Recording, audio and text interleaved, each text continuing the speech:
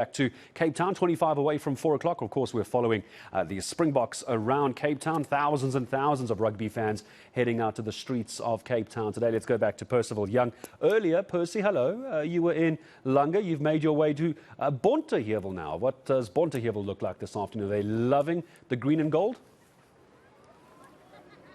Gareth, good afternoon once again, Gareth. I need to apologize. I'm getting goosebumps here.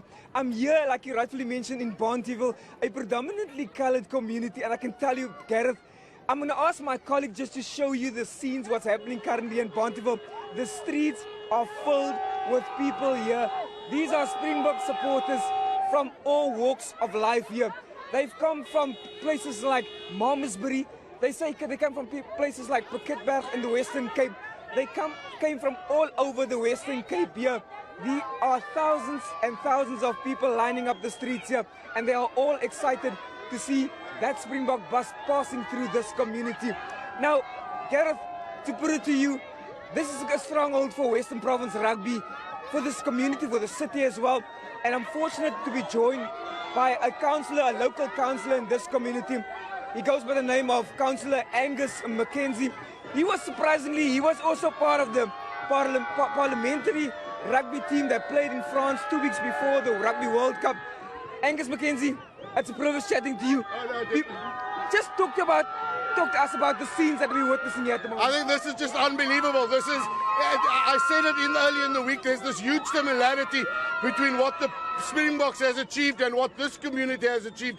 Against all odds, this gang-ridden community has become a safe community. Against all odds, this community that was never economically active has become a community that's become economically active. And as they have done it stronger together, the Springboks have won it stronger together. So for me, it's the most amazing thing to see the Boks come through these streets to be here with the people, because it's these people that not only support them, it's these people that have lived by those values. And that's why today Bonteheuwel is just such a great place to be. And Bonteheuwel forms part of this rugby stronghold here in the Western Cape. The Stormers are a very successful side. They've won the URC in 2022. They were finalists in 2023. What is Bonteheuwel, what does this rugby, the national side, mean for this community specifically? I think at the end of the day, Bonteheuwel has a rich culture of rugby. The rugby club in Bonteheuwel was known as the Thistles Rugby Club, and it developed and brought through some of the most amazing players in the old apartheid days. But the amazing thing about those players were that despite the changeover, despite the politics, they continue to develop other young people in this community. And so today you find a lot of our young people that are playing rugby are excelling. Western Province under 13, under 15, under 19, Western Province under 21, and schools are giving these kids a much better opportunity. And so rugby is really important to this community, while soccer is too. Rugby is quite possibly the one thing that unites this community.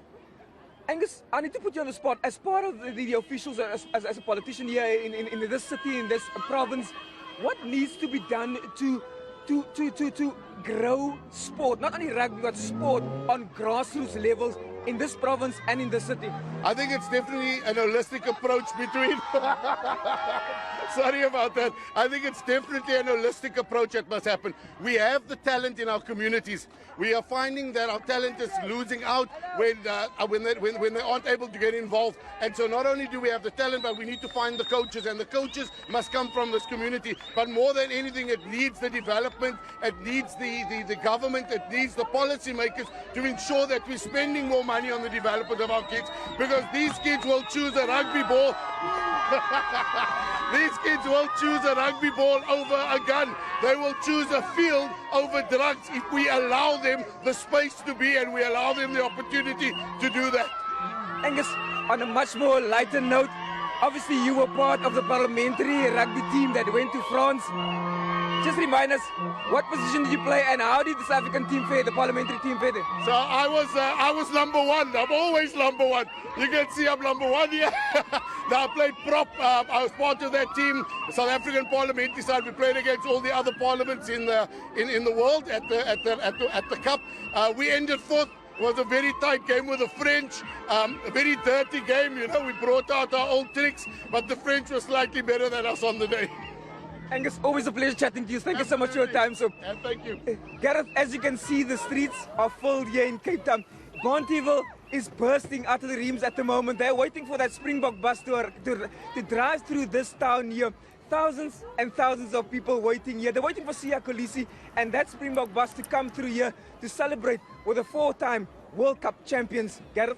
Yeah, and it's going to be incredibly loud. If you think it's loud now, Percy, wait for Bonteheuwel to see that Rugby World Cup. If anything like yesterday, Siya is going to be on the front of that bus, throwing that trophy in the air along with all the other players as well. I know it can be a bit tricky with a moving bus and Springboks, Percy. You say the bus is still coming. Just give us an estimated time for viewers who want to see that bus. What time do you think they're going to come through Bonteheuwel?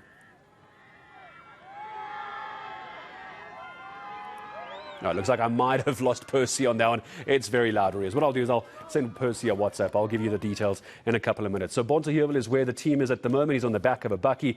Those crowds, the thousands and thousands of people having come out. They're waiting for that Springbok bus to come through. They were in Langa earlier. They're now in Bonteheuwel. Our team are watching it, of course. We've got everybody there. We've got Vatan Ngobeni, we've got Percival Young, Justin Ford, everybody else. So the moment that bus starts making its way through Bonteheuwel, we'll go back there. I can assure you that Percy struggling to hear me is not unusual with that many people on the streets. The vuvuzelas, the shouting, the screaming, the music. You can understand it's quite difficult to hear on the back of a bakkie. Don't worry, we're watching. We'll go back there as soon as we can. All right.